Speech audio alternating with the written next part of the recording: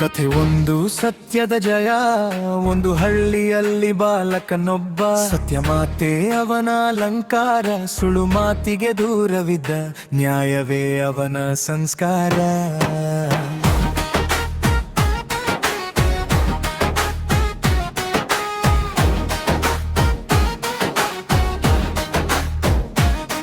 ಒಮ್ಮೆ ತಪ್ಪು ಮಾಡಿದರೂ ಸತ್ಯವನ್ನೇ ಹೇಳಿದನು.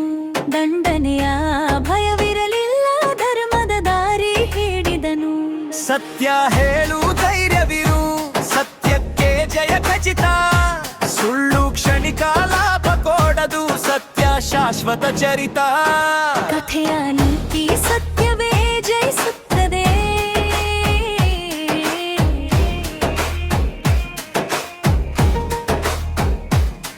ಕಥೆ ಎರಡು ಸಿಂಹ ಮತ್ತು ಇಲಿ. ಕಾಡಿನಲ್ಲಿ ಸಿಂಹ ಮಹಾರಾಜ ಬಲಿಷ್ಠನೆಂದೆನಿಸಿಕೊಂಡ. ಚಿಕ್ಕ ಇಲಿಯ ನಗೆಯ ನೋಡಿ ಅವಮಾನಿಸಿ ಬಿಟ್ಟನು. ಒಂದು ದಿನ ಬಲೆಗೆ ಸಿಲುಕಿತು ಸಿಂಹದ ಗರ್ಜನೆ ಅರ್ಥವಾಯಿತು. ಚಿಕ್ಕ ಇಲಿ ಹಲ್ಲು ಬಳಸಿ ಬಲೆಯನ್ನು ಕತ್ತರಿಸಿತು. ಚಿಕ್ಕವರನ್ನು ಹೀನೈಸಬೇಡ, ಯಾರಿಗೂ ಶಕ್ತಿ ಇದೆ. ಅವಶ್ಯಕ ಸಮಯ ಬಂದಾಗ ಸಹಾಯವೇ ದೈವದ ರೂಪವೇ. ಕಥೆಯ ನೀತಿ ಯಾರನ್ನೂ ತಿರಸ್ಕರಿಸಬೇಡ.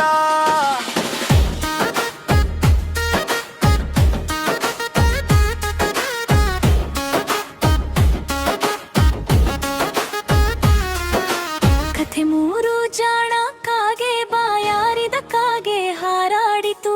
ನೀರಿನ ಹನಿಯೂ ಕಾಣಲಿಲ್ಲ, ಒಂದು ಪಾತ್ರೆಯಲ್ಲಿ ನೀರು, ಆದರೆ ತಲುಪಲಾರದೆ ನಿಂತಿತು.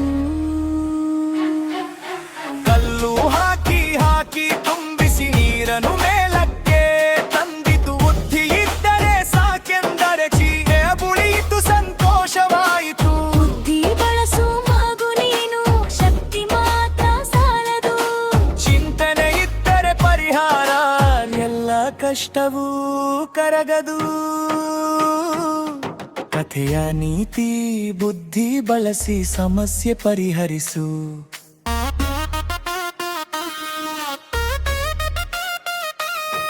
ಕಥೆ ನಾಲ್ಕು ಲೋಭದ ಅಂತ್ಯ. ಒಬ್ಬ ರೈತನಿಗ ಕೋರಿ ಒಂದು, ಪ್ರತಿದಿನ ಬಂಗಾರ ಮೊಟ್ಟೆ ಇನ್ನೂ ಹೆಚ್ಚು ಬೇಕೆಂದು.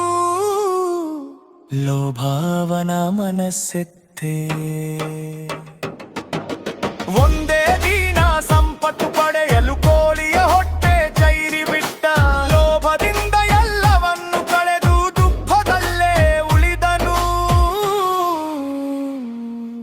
ಲೋಭ ಬಿಟ್ಟು ತೃಪ್ತಿಯಾಗು, ಸಂತೋಷ ಅಲ್ಲಿ ಇದೆ.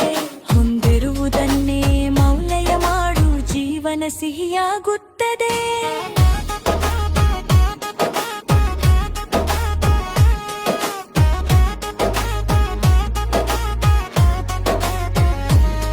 ಕಥೆಯ ನೀತಿ ಲೋಭ ದುಃಖಕ್ಕೆ ಕಾರಣ.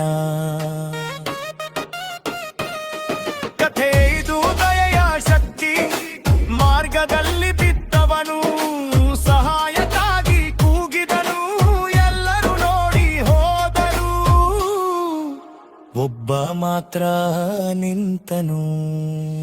ದಯೆಯಿಂದ ಕೈ ಹಿಡಿದು ಜೀವ ಉಳಿಸಿದ ಮಹಾತ್ಮ. ದೇವರು ಅವನ ಹೃದಯದಲ್ಲೇ ವಾಸಿಸಿದ್ದಾನೆ ಸತ್ಯಮ. ದಯೆ ತೋರಿಸು ಪ್ರತಿಕ್ಷಣ, ಅದೇ ಮಾನವ ಧರ್ಮ. ಸಹಾಯ ಮಾಡಿದ ಕೈಯೇ ಪವಿತ್ರ ದೇವಾಲಯ ಸಮ. ಕಥೆಯ ನೀತಿ ದಯೆ ದೇವರ ಗುಣ.